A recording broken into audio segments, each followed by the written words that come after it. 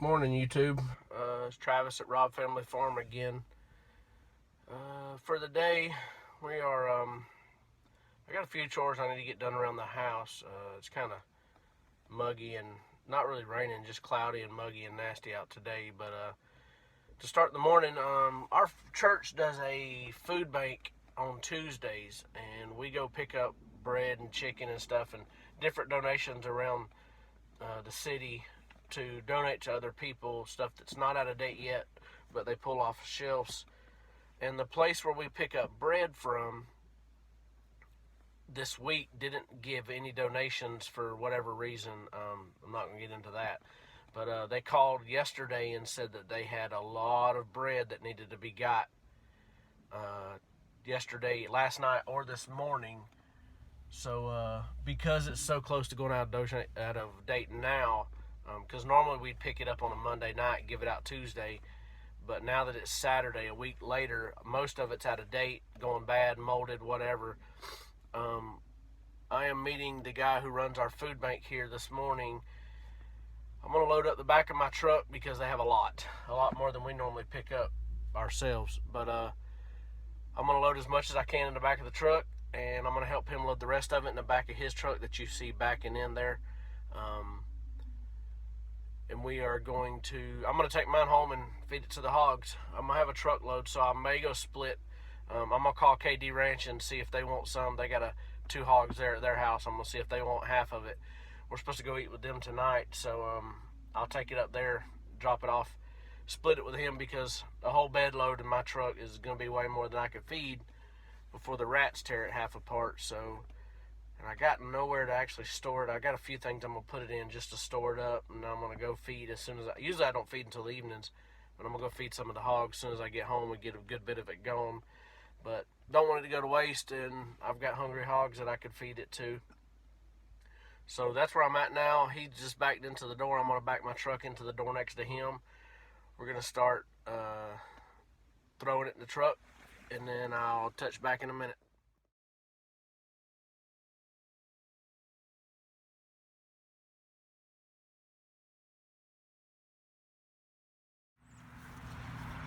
Alright guys, I'm back from getting bread.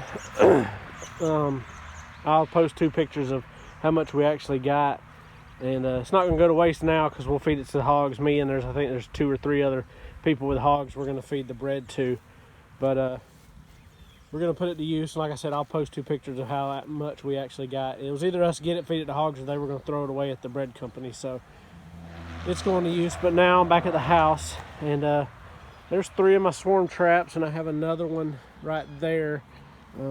That makes 4, and I've got one hanging in the woods right back there. But I'm going to try to get these 4 hung today. And then I'm going to, I'm also working on this laying nesting box deal here.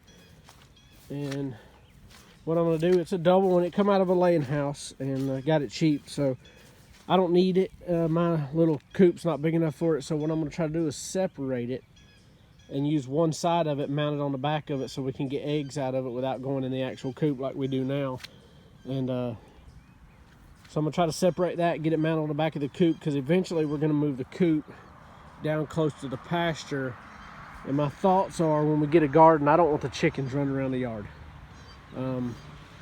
They'll get in the garden and everything else. My thoughts are, they may not, I don't know. But just in case, we're going to move the coop down to the edge of the pasture. And so we're going to let the chickens free roam in the pasture, get in the coop, lay their eggs or whatever. We've got 16 more barred rock layers coming in about a month, I think it is. So I'm going to get this laying nesting box mounted to the back of the coop there, get that ready, and then when we will transport that, I'll put some skids on it and drag it down, line it up next to the pasture. So get that where we want it before all the layers get here. And then I also may let I may do a trial run of letting the chickens free roam. If they don't bother the garden too much, then I ain't gonna worry about it. But the biggest thing is we got some blueberry bushes right there. I'm gonna have to wrap them with fence. those are the biggest, my biggest. We only got those 3, or those 2 there. Yeah, there's 3 little, there's 1 little one in the middle, and then 2. I don't want the chickens taking all the blueberries. We got the muscadine or scuppidine, whatever it is, vine right there, which most of them they won't be able to reach. There'll be more out of their reach than not, so I'm not worried about those. But if the chickens don't bother the garden, like I've said before, we're gonna plow this whole area here, hopefully in the next month. We're supposed to get, also today when we leave this evening, we gotta go get a round bale of hay. We're gonna get some potting soil and planter trays or whatever and start our seeds for the garden. So when we plow this all up, our plants will be started, and we'll use this for our garden. This will be where the garden's at. And like I said, if the chickens stay out of it, I may try to get some poly fence and run it on the edge here on this side all the way around. And if chickens don't bother too much, then I'll just let them free roam. I won't keep them cooped up in the pasture or down toward the barn. They can come up this way, because I do want them working under the beehives. Keeps the bugs, hopefully keep the wax moths down and the hive beetles and stuff like that. Because I do throw a little corn or something around the beehives. That way the chickens do work around them, and hopefully that'll help keep the hive beetles down. So I do want them working most of the yard, keeping the bugs and stuff out. But like anybody else who grows a garden, you don't want them tearing the garden up. So yeah, the main goal today is get these swarm traps hung. I got that one hung. I'm gonna hang 2 more here, and then I'm gonna see about going down the road some other places and hang 1 or 2. Not sure where yet, but I know I'm gonna hang 2 more here on the property.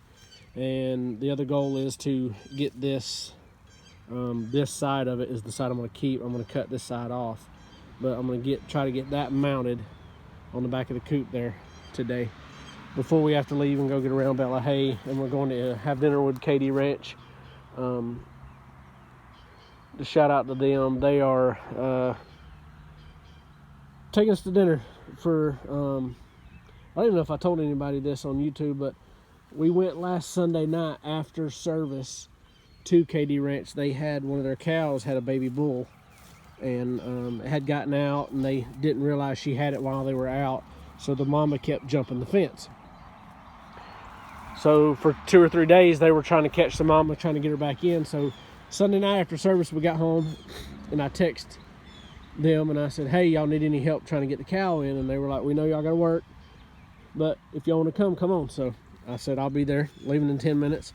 Loaded the 4-wheeler up, took off, and long story short, roped the cat. We found the mama and the calf, roped the calf, drug her all the way back home, because none of us know what we're doing with cows, like I've stated before when we did get the cow. And wasn't brave enough to pick that calf up with that mama there, because mama didn't look like she wanted us touching her. So we roped her and drug her all the way back to the house, got her in the pasture. That was last Sunday night. Mama followed us all the way back, got them in the pasture. They hadn't got out since. So them being thankful for our help, what little we did help, they offered to cook today, but circumstances didn't help, and they decided they're just going to take us out to dinner. So we're going to go get a round bale of hay, go out to dinner with them. I'm probably going to take them some of that bread for their hogs, and then that'll be the end of our evening. But throughout the day, as I get some things done, I will keep y'all posted. Thank y'all for watching. All right, on this nesting box, it's pop riveted both sides together with those pop rivets like that. So what I'm doing is I'm going through, I've done that one, that one, that one, and that one, and then they swap sides. So we'll walk over here and then just get the pop rivets out. You just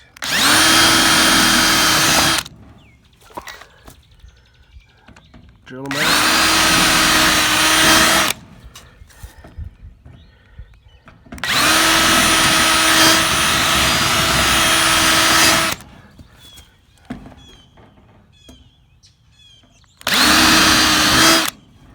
but I'll have to do that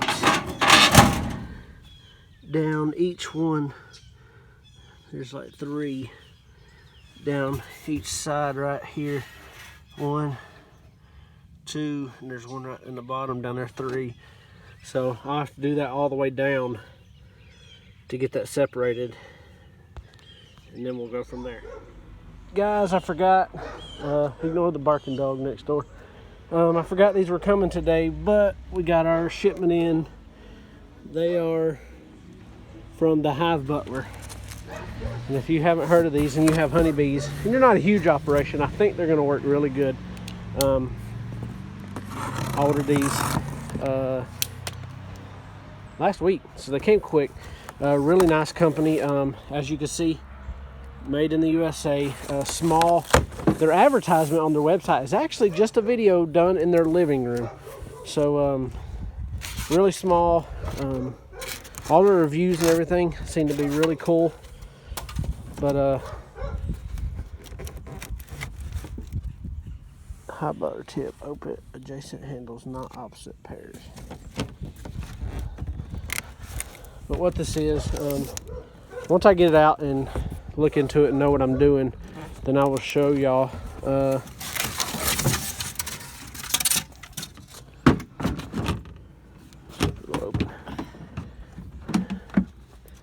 But what it is a decapping tanks. That, and you can also use them to, just like if you go to the bee yard and you want to bring a bunch of, if you've ever extracted honey and you want to get a bunch of, you've gotten a bunch of frames, you know the bees chase you. You're stealing their honey, and if you don't seal it as you pull it out of the frames, and you usually bring some back to wherever you're extracting. We have not extracted here on our farm yet. We have helped our preacher and his wife extract there, so we know, we did twice there, so we know what it involves. But what this is it comes with the frame, and the one frame it comes with has a stainless steel screw right here, and you can stand your frame up this way on that screw as you decap it, and the caps will fall down to the bottom, and it has this screen in the bottom. And so as you're decapping, you can set your frames in here in these slits, and it'll drain, and once you get enough, you put them in your extractor and spin them out. But you can also just use the bottom. See, it comes apart, they're just totes.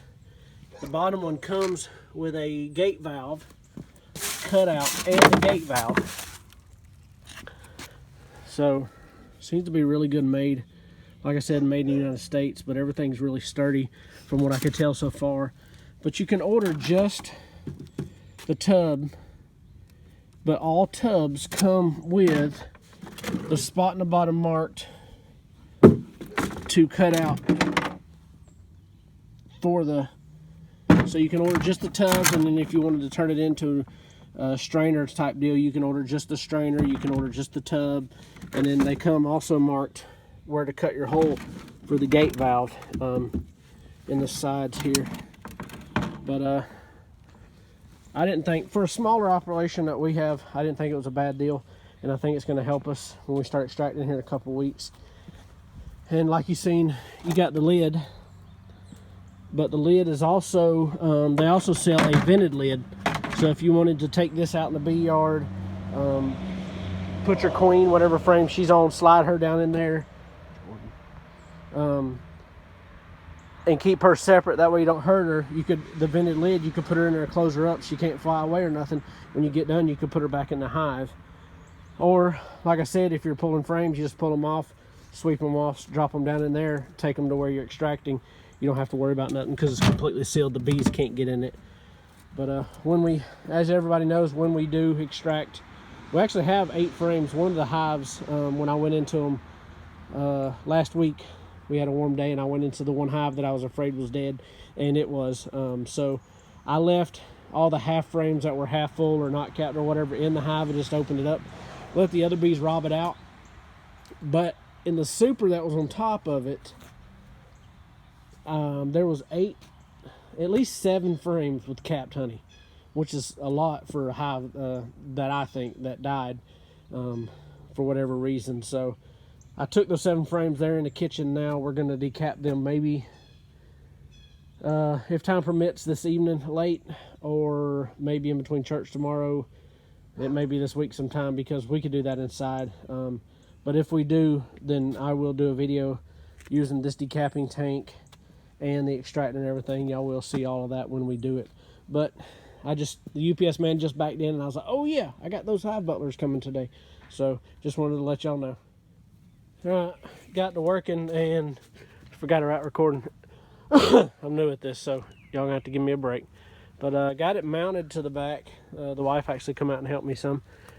Got the holes cut out, because I had the whole back covered in this fence. So I got the hole cut out down through there. And then what I did, because it's not made to use like this, it will actually stay like that most of the time. But there's them holes right there that animals can get in. And so I was trying to think how I could cover that up. And I was just going to run a board down through there. But the wife's like, you should just put that fence on there. So I looked, and I had the fence that I actually cut off from the inside in there. So I just cut it and stuck it down in the groove here. And it is pretty tight in there, so I don't think nothing can get in there. So I've got that on there. And so she normally collects the eggs. I do occasionally, but that's normally her thing. So when she comes out, she just flip that top up, reach down and get the eggs. We're not done yet. I'm going to run a 1x on the front there on the bottom. I'm going to take these little rods out. But and then we'll put some hay in there for them. But she can reach down in there, and then on the half chance, before I may end up actually covering these back holes up, but this actually flips down, and it's made for the eggs to roll out. So until I get that, I got a bunch of pallet wood up there. I take old junk pallets from the church or my work, because I do shipping and receiving, and I bring them home. Instead of throwing them away, I'll bring them home, cut them apart, and use them around the farm. As y'all have seen, my little the donkey barn and the goat barn, they have pallets used on them. But I'm going to take some of that pallet wood, and I'm just going to put it along here and just cover them holes up and do away with them, and just run a screw and hold them on there. But it's about time to go take a shower and get cleaned up to go eat with the KD Ranch. So I'm not going to be doing a whole lot more today, but I did get that much done. See, before I put it's got that gap in it before I put the fence on it. So I'm going to finish that and put the hay in there, the board on the front, board on the back, and that'll be done. It's pretty sturdy. It didn't have a bottom in it. You see the plywood bottom, so we built this little just some scrap lumber I had laying around. Worked out perfect. But let's see, on the inside here, we only got, like I said, right now we got 4 chickens. If you look right there, the rooster, 2 roosters, hens were given to us, but we do have those 16 layers coming. As of right now, the only laying box they got is that one, the little 5-gallon bucket. Working great. They're using it perfect. But we got a roosting pole right there. We got a cross one right there, and then that roosting pole I'm fixing to hang back up. But that's the laying box on the inside, bottom of the floor. And what we do is about once a week we'll come out here and we'll rake the droppings through the holes on the ground. And I've got some trays that I'm going to put underneath it once we get it moved and put in its permanent location. And we'll be able to pull them trays out and spread that chicken manure, anything in the pen, on the garden or pasture, or whatever we want to do with it. But that's the laying coop, chicken coop, with the nesting boxes. And I'm eventually going to hang these up once we get it settled. That way they're not on the ground, because you get 16 more chickens in and out of here, and it's going to be a lot more bigger mess. And I'm actually going to have to, I believe the way I'm going to set it up, these doors will have to be permanently closed. And I'll put a door on the end here to get in and out. And then on this end, where this little old cage is hanging on top. I'm going to take that off, and I will put a small door that we can open and close, eventually putting one of them automatic doors, but that's where they'll come out of there, a little small door right there, and they'll come out of there and go down into the pasture when we let them out. But I'll run a string. I mean, I'll show all y'all that eventually when I do it. But right now, I'm just trying to get the laying boxes done, get ready for the laying hens coming in, I think maybe a month. I think it is, and April 5th I think is when they ship. And then I got 20 meat birds coming from a local hatchery here in Georgia. They had for some reason they had a sale on some Cornish cross, so I ordered 20 of those. I'm going to try to do the chicken tractor, and raise them up and kill them, and process them and put them in the freezer. But that's what I got done so far today. I'm going to be cleaning up now, and I may run one of the swarm traps to the back of the property here in a minute. We'll see though. Hey guys, right here at my first hive I've ever had. The first one I bought. And if you could see, bees are coming in slat full of pollen into February. But you can see their legs on some of those. They are huge with pollen. So something's blooming. I know a few things, clover and stuff like that's blooming. But there's my pollen feeder. And they're not getting it from there. So they're getting it from somewhere. And there's not that many on my sugar water feeder, which I won't be feeding no more after now. I might feed one more bucket full. Whatever's left in that bucket right there, I'm gonna pour in there and feed it. But after that, they should be good to go. But I don't want to stop now because brood starts hatching and everything in the beginning of in the spring here, and they're just bringing stuff in left and right, and brood's hatching. So to keep them from starving out, I'll feed them for a little bit longer. From what I've studied, I need to anyway, but they'll boost. I believe this tallest hive here is very, very strong. But I haven't opened it, so honestly don't know. If it is, I know how to set them up, all the rest of these, for next winter, so they'll come out strong. But I do have one of these, I got it from Barnyard Bees, one of these feeders. So when there's a dearth or whatever, nothing's blooming, no nectar or anything flow, then I feed in that, just regular sugar water. But in the winter, I put sugar water in it when it started getting cool, and then after, I think, the end of December, I just filled it up with sugar. And then the condensation, I don't know if you can see it on that bag there, goes up in there and turns it into candy. But they're in there eating still. It looks good.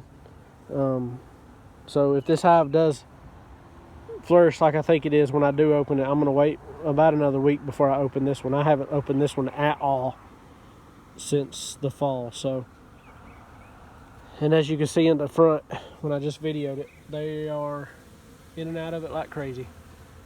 So here in the next week, I'll open it up, see exactly how packed they are. I may have to split them quickly. I plan on splitting it anyway. Probably doing 2 splits out of this one, because I got a double deep on it and a super. So if it's as good as I think it is, then I'll do 2 splits out of this one. All right, guys.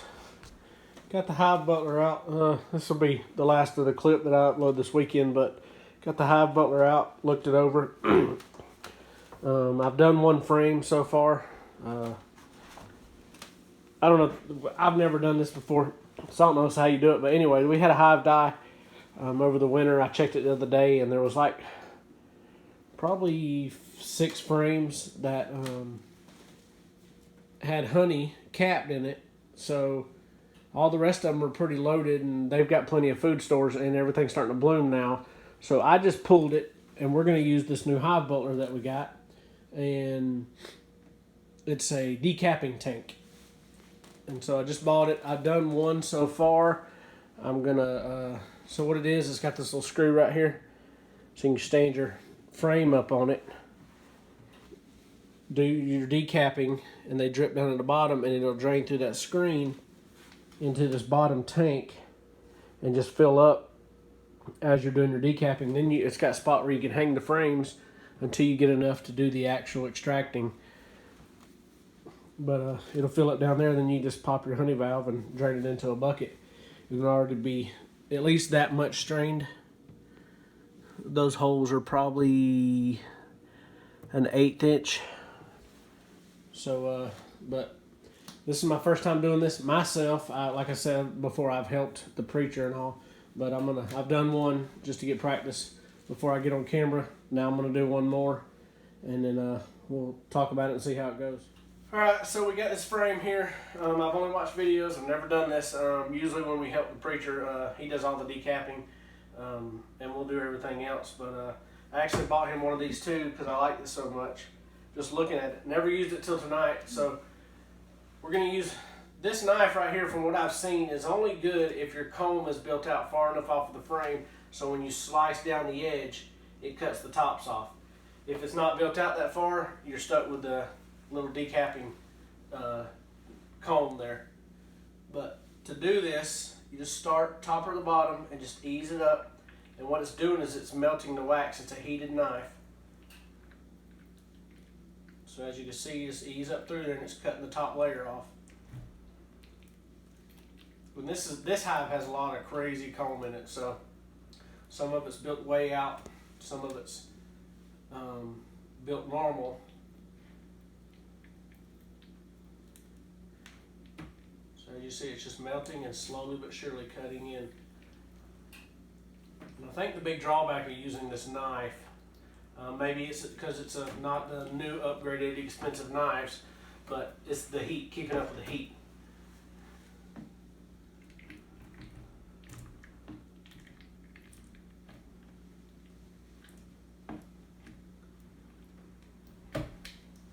So do like that. And then anything that was too short to cut off with the knife, you can just take your decapping comb and pull the cappings off. That way when you put in the extractor, all the honey comes out as supposed to.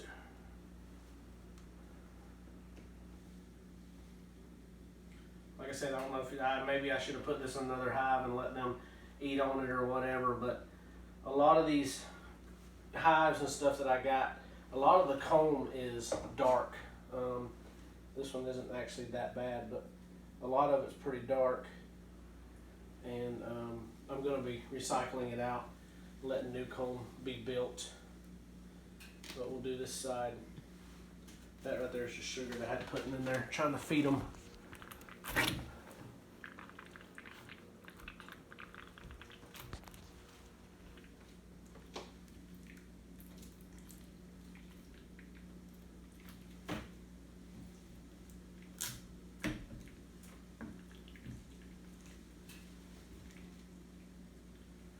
This comb don't actually look that dark, so I may actually, after I lay it out and let them feed on it the next day or two, I may put it in one of the hives and let them build it back out like it's supposed to be.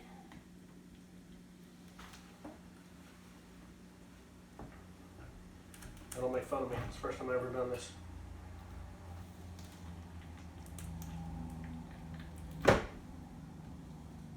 Not bad for an amateur. That's some pretty honey. It is pretty honey. I'll decap all these tonight, let them drain overnight, and then tomorrow, once I get home from the bread place, then we may go ahead and just let them drain tonight, and then tomorrow throw the frames in the extractor and let it pull out what honey's left in them. There's a lot of it. From the decapping tanks that I've seen, and the ones who do leave them in there, you put cap lids on them or whatever overnight, and it helps it drain, and most of it comes out overnight while it's just sitting in there. So here's another one. As y'all can see, I guess it's crazy. I don't know. It may be normal. Like I said, I'm an amateur. Had a hive all last year. Never extracted or anything out of it. Just let them build it up. It's the biggest one we got in the yard out there. Pretty tall, but I do enjoy this. It's fun. But this year will be different because we went from not extracting last year, just letting the hive grow and checking it once a week or whatever, to this year we have 10 active hives that we will be monitoring and extracting and adding frames to and supers and everything else. So it'll be a big difference. And still helping the preacher. And still helping the preacher. He's a good friend, a good pastor, so I try to help him out as much as I can. He does a lot for us, so we try to go over there and help him whenever he's working on the farm, needs a little help. It's just good fellowship, hanging out with people that believe the same way you do, don't get out and get crazy, and living the old life, and we can go there and hang out and have a good time, learn from each other. He knows a lot more than me, but he's learning just as much as I am, so.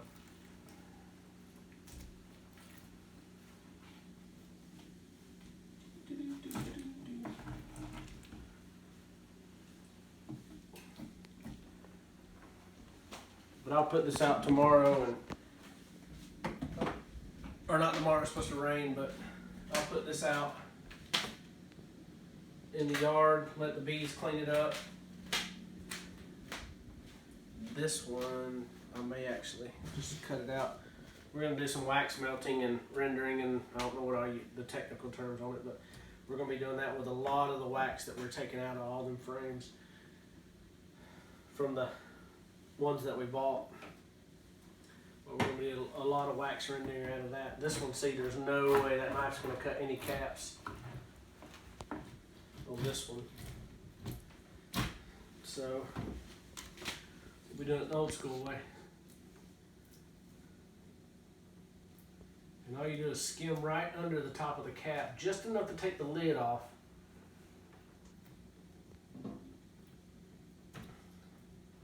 And I mean, all you're doing is what it says, decapping it. You're taking the cap off of that comb cell so the honey can run out. When you run it through the extractor, it'll just swing out of there. We have that better decapper in the truck that the preacher bought us. It's the same as this one, though. It's Mm-mm. not the same, but is it in the truck? Mm-hmm. The decapper? It's in the back seat Comb? of the truck.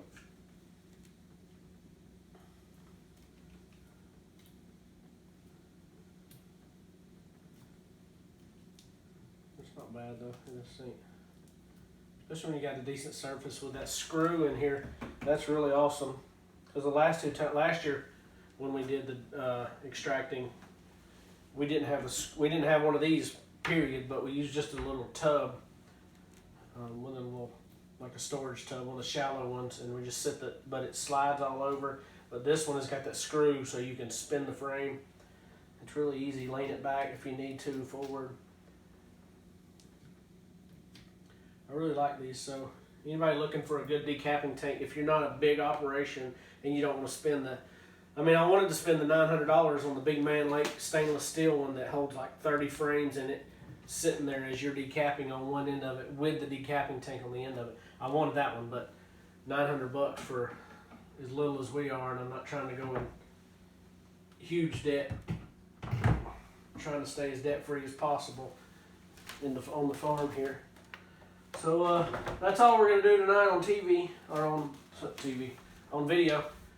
Thank y'all for watching, and probably tomorrow when we do some extracting and bottling and stuff like that, I will video and let y'all see that. And after I let this sit overnight, then y'all can see how much actually drained out while it's just sitting here.